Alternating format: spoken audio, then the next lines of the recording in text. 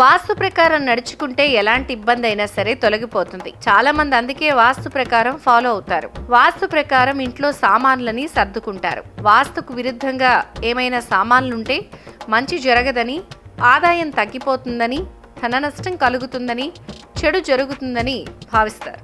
అయితే వాస్తు పండితులు మనలో ధనవంతులవ్వాలంటే రహస్యం అద్దంలో ఉంది అంటున్నారు. ప్రతి ఒక్కరి ఇంట్లో అద్దం ఉంటుంది. అద్దం వెనుక కూడా వాస్తు ఉంటుంది. వాస్తు ప్రకారం ఇంట్లో పగిలిపోయిన అద్దాన్ని కానీ, విరిగిపోయిన అద్దాన్ని కానీ ఉంచకూడదు. దీనివల్ల నెగిటివ్ ఎనర్జీ వస్తుంది, పాజిటివ్ ఎనర్జీ తొలగిపోతుంది. నిజానికి ఇంట్లో ఉండే అద్దం మన డెస్టినీని మార్చేస్తుంది. కాబట్టి అజాగ్రత్త అద్దం విషయంలో ఉండకూడదు. అద్దం కొనుగోలు చేసేటప్పుడు కూడా ఖచ్చితంగా గుర్తుంచుకోవాలి. సరైన దిక్కుల్లో అద్దాన్ని పెట్టకపోతే నెగిటివ్ ఎనర్జీ వస్తుంది, ఆర్థిక ఇబ్బందులు వస్తాయి. చాలా మంది ఇళ్లల్లో బెడ్రూమ్లో అద్దాన్ని పెడుతూ ఉంటారు. బెడ్రూమ్లో అద్దాన్ని పెట్టేటప్పుడు మంచానికి ఎదురుగా ఎప్పుడూ పెట్టకూడదు.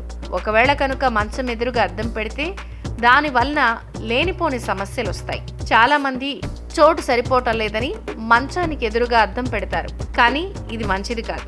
అద్దానికి సంబంధించి ఏమైనా సందేహాలుంటే మరిన్ని వివరాలు వాస్తు పండితుడిని అడిగి తెలుసుకోవాలి.